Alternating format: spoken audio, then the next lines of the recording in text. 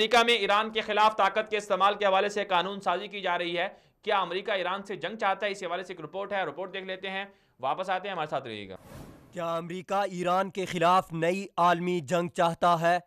ایران کے ساتھ مسلسل بڑھتی کشیدگی کے بعد امریکی کانگریس میں ایک نئے قانون کی منظوری پر کام جاری ہے، جس کے بعد ایران کے خلاف طاقت کے استعمال کی راہ ہموار ہو جائے گی۔ امریکی انٹیلیجنس اداروں کی طرف سے سال 2019 میں عالمی سلامتی کے لیے خطرہ بننے والی قوتوں کے حوالے سے تیار کردہ رپورٹ میں ایران میں القاعدہ کی سرگرمیوں کا بھی احاطہ کیا گیا ہے۔ رپورٹ میں کہا گیا ہے کہ سن 2009 سے ایران القاعدہ کے جنگجوؤں کے درمیان باہمی رابطے کا مؤثر ذریعہ ہے۔ امریکی خفیہ ایجنسی ایران کی شام، عراق، لبنان، افغانستان اور یمن میں مداخلت کے بعد تمام دستاویزی ثبوت بھی تیار کر رہی ہے تاکہ دنیا کے سامنے ایرانی دہشت گردی کو واضح کیا جا سکے۔ واضح رہے کہ 9/11 کے حملے کے بعد امریکی کانگریس نے ایک بل منظور کیا تھا جس میں صدر کو طالبان اور القاعدہ کے سربراہ کے خلاف براہ راست فوجی کارروائی کا اختیار دیا تھا۔ تاہم موجودہ حالات میں سیاسی اور تصویراتی اسباب کی بنا پر صدر ڈونلڈ ٹرمپ کو ایران کے خلاف فوجی کارروائی کی اجازت دینا کافی پیچیدہ ہے۔ دوسری جانب امریکی صدر ڈونلڈ ٹرمپ کی انتظامیہ کے عہدیداران کا کہنا ہے کہ واشنگٹن مشرق وسطیٰ کے چھوٹے ملک لبنان میں استحکام کا خواہاں ہے اور بیروت کے ساتھ کسی قسم کی کشیدگی نہیں چاہتا۔ لبنان میں موجودہ سیاسی اور سیکیورٹی بحران کو مزید ہوا دینے کی کوشش نہیں کی جائے گی،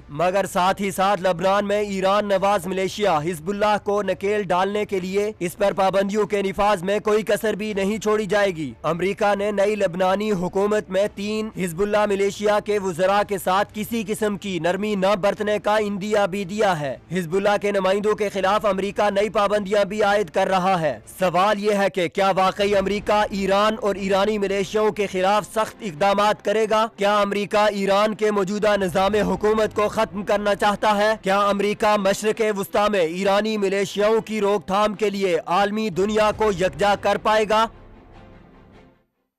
جی ہاں ناظرین کرام، کیا امریکہ ایران کو نکیل ڈالنا چاہتا ہے؟ کیا امریکہ چاہتا ہے کہ ایران کی بیرونی دنیا میں مداخلتیں ختم ہو جائیں؟ یہ تو مستقبل ہی بتائے گا، لیکن تاریخ اس بات کی شاہد ہے کہ امریکہ اور ایران کے درمیان خفیہ طور پر یارانے ہیں، دوستانے ہیں، جس کا اندازہ عراق کی جنگ سے لگایا جا سکتا ہے کہ عراق کے اندر امریکہ نے جنگ مسلط کی، لیکن اب وہ مسلط کس لیے کی گئی کہ عراق کو ایران کے حوالے کیا جائے۔